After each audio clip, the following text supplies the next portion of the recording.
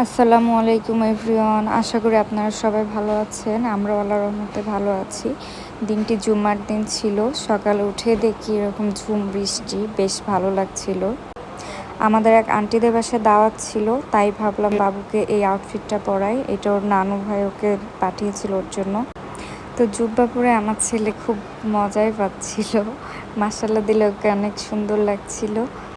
আমি ওকে বলছিলাম, বাবু এরকম দাঁড়াও, এরকম পোজ নাও। ও কিছুই করবে না, ওর মতো দুষ্টামি করছিল। আসলে বাচ্চারা এরকমই হয়, ওদের মতো ওরাই চলবে, আমরা আমাদের মতো বলে যাবো এই আর কি।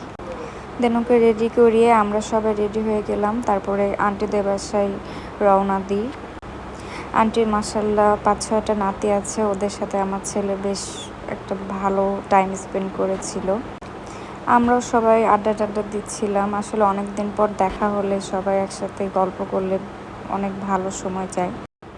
আমার ছেলে আবার বিড়াল খুব পছন্দ করে। ও আসলে পেট লাভার।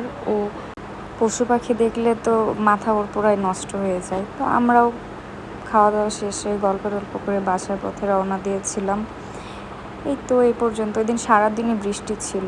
আজ এখানেই শেষ করছি। আল্লাহ হাফেজ।